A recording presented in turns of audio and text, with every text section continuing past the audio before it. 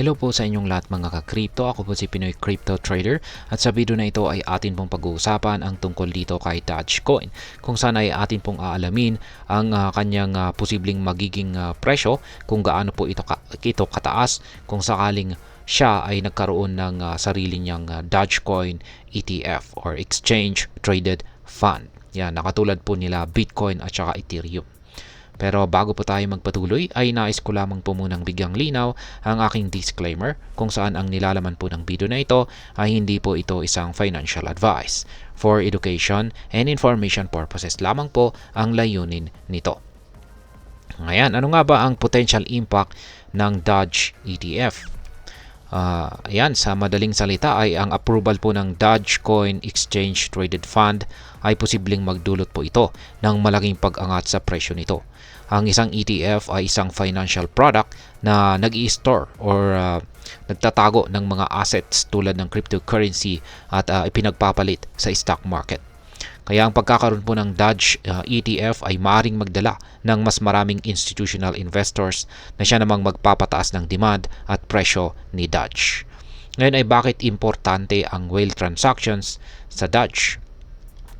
Sa kasalukuyan ay tumaas ang whale transactions sa Doge network na siyang mga malalaking transaction na ginagawa ng mga mayayamang investors o institutions. Ibig sabihin ay may malaking interest kay Doge mula sa mga malalaking investors na isang positibong sinyales para sa mga trader at investors dahil nagpapakita po ito ng bullish momentum o pataas na trend ng presyo.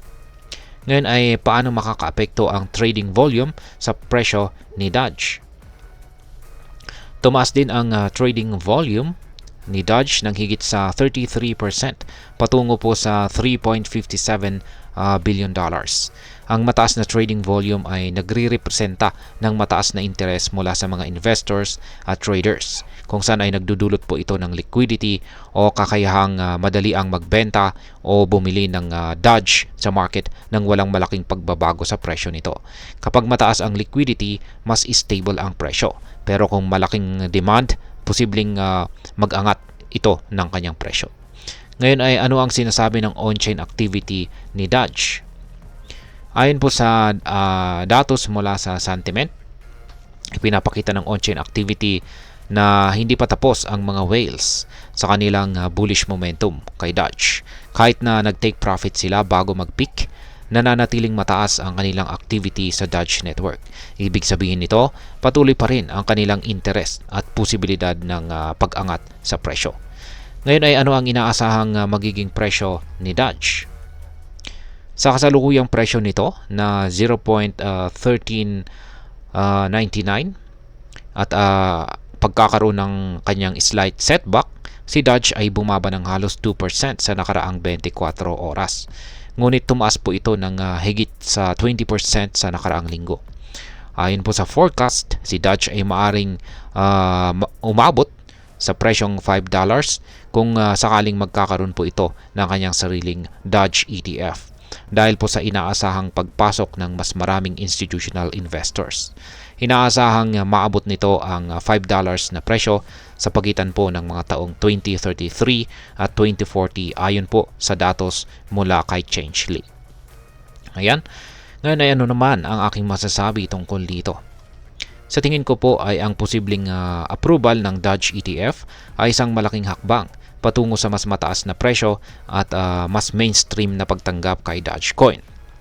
Ito po ay magbibigay ng validation kay Doge bilang isang lehitimong investment asset at maaring magdala ng mas maraming institutional at individual investors. Gayunpaman, mahalagang tandaan na ang cryptocurrency market ay sobrang volatile at maraming risk ang kasama dito. Dapat ay handa ang mga investors sa mga fluctuations at magkaroon ng maayos na risk management strategy. Sa uli, ang pag-unlad ni Doge ay nakadepende po ito sa iba't ibang factors at development sa market at regulasyon. Sa ngayon, importante ang maging informed at maingat sa bawat investment na ating gagawin. Ang pagsubaybay po sa mga balita at developments kay Doge at sa cryptocurrency market sa kabuuan ay makakatulong po upang makagawa tayo ng matalinong desisyon.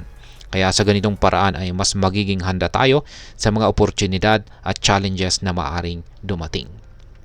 At hanggang dito na lamang po tayo sa video na ito mga ka-crypto. Sana po ay inyong nagustuhan ang aking paliwanag sa video na ito. Kung inyo po itong nagustuhan, pakiclick lamang po ang like button nito. Para naman po sa mga bago lamang dito, kayo po ay aking inaanyayahan para mag-subscribe. Pakiclick na rin po ang bell icon nito dahil ito po ang siya magsisilbing notification nito sa mga bago kong videos na akin pong ina-upload sa aking YouTube channel na ito. Marami pong salamat sa panonood. Ingat po tayo lagi at God bless po sa ating lahat.